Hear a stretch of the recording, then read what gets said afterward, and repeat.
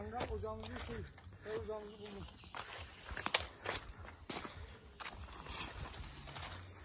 Keşke testere de gitsin. Ama kırılır gibi.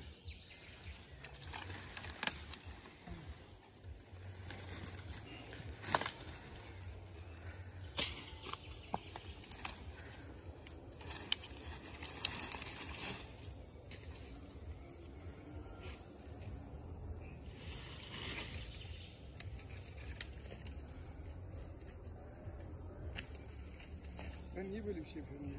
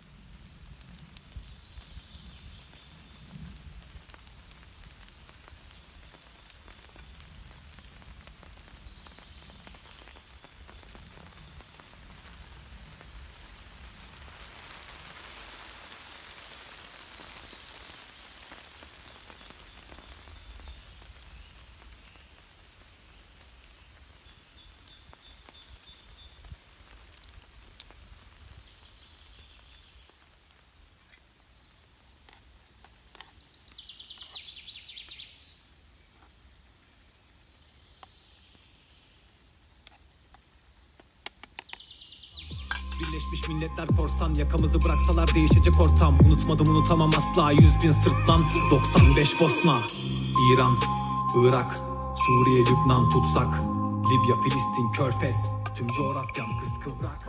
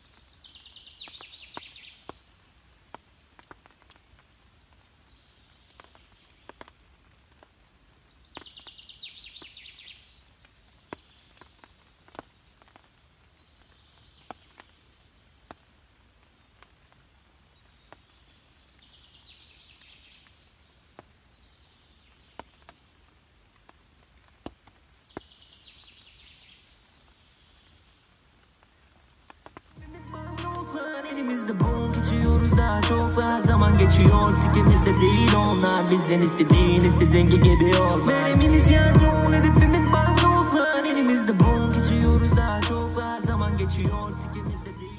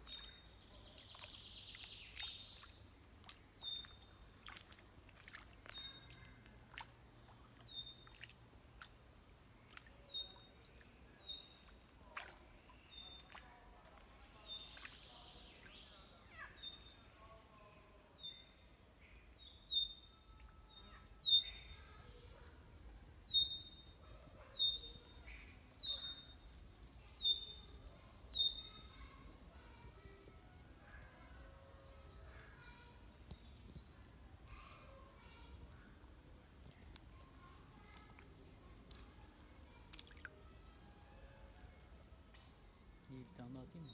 At at at. Aralarına at. Nasıl kaçıyor baba? Balıklar da kovalıyor baba. Aynen. Çok iyiydi ya.